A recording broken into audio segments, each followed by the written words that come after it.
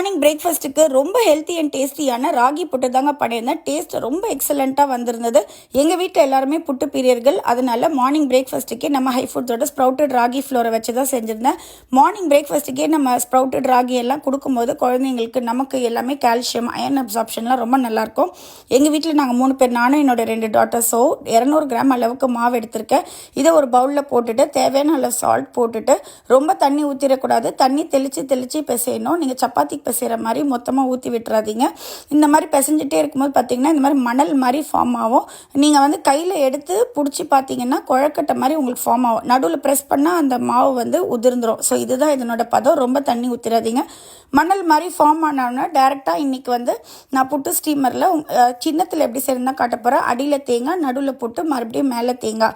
So இந்த மாதிரி எனக்கு ஒரு 3 பவுல் கிடச்சிது. உங்கள் வீட்டில் ஏதாவது பழைய கிண்ணம் இருந்துச்சுன்னா நீங்கள் யூஸ் பண்ணிக்கோங்க. இந்த மாதிரி பவுலில் நம்ம செய்யும்போது ஒரு 3 கிண்ணம் வரும். ஸோ ஆளுக்கு ஒரு கிண்ணம் கொடுத்துடலாம். ஒரு 10 மினிட்ஸ் ஹை ஃப்ளேமில் ஸ்டீம் பண்ணால் செம்ம டேஸ்டியான ராகி போட்டு ஈஸியாக வீட்டிலே செஞ்சு.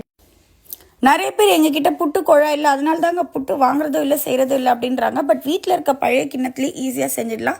மேலே நாட்டு சக்கரை ப்ளஸ் நம்ம ஹை ஃபுட்ஸோட பசு நெய் போட்டு சாப்பிட்டேங்க. செம்ம டேஸ்ட்டாக இருந்தது. எனக்கு செய்யும் போதே வீடியோ எடுக்கும் போதே நான் கொஞ்சம் சாப்பிட ஆரம்பிச்சிட்டேன். இதே மெத்தடில் நம்ம ஹை ஃபுட்ஸில் இருக்க மிச்ச மாவு லைக் ஸ்ப்ரவுட்டட் கம்பு ஃப்ளோர் இருக்குது, மில்லட் ஃப்ளோர்ஸ் எல்லா வெரைட்டிஸ்லையும் இருக்குது.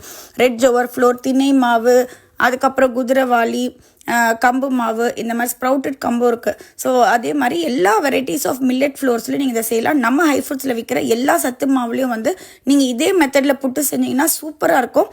இந்த புட்டை நீங்கள் 3 வேளை சாப்பிட்டீங்கனாலே ஈஸியாக வெயிட் லாஸ் பண்ணிடலாம். அண்ட் உங்கள் உடம்புல இருக்க பல நோய்கள் பறந்து போயிடும்.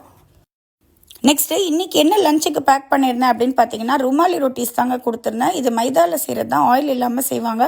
இருந்தாலும் எங்கள் வீட்டில் ருமாலி ரொட்டினா ரொம்ப ரொம்ப ஃபேவரட். அதனால் எவ்ரிடே ரைஸ் கொடுத்தா ரொம்ப விரும்பி சாப்பிட மாட்டேங்கிறாங்க. அதனால் வீக்லி 2 நாள் இந்த மாதிரி ரொட்டி, ஒரு நாள் ருமாலி ரொட்டி, ஒரு நாள் நம்ம ஹை ஃபுட்ஸோடைய ரெட் ஜோவர் ரொட்டி, அந்த மாதிரி தான் கொடுப்பேன். கூட சைட் டிஷ் சிக்கன் சுக்கா தான் கொடுத்துருந்தேன்.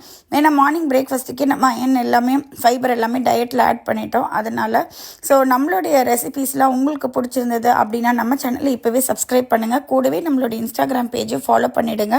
இந்த ரெசிபி உங்களுக்கு பிடிச்சிருக்கு அப்படின்னா கண்டிப்பாக ட்ரை பண்ணிவிட்டு எனக்கு கமெண்ட் செக்ஷனில் சொல்லுங்கள் எப்படி வந்தது அப்படின்னு. நம்மக்கிட்ட இருக்க எல்லா ஸ்ப்ரவுட்டட் ஃப்ளோர்ஸு, மில்லட் ஃப்ளோர்ஸ் எல்லாமே நீங்கள் வாங்கி கண்டிப்பாக ட்ரை பண்ணுங்கள்.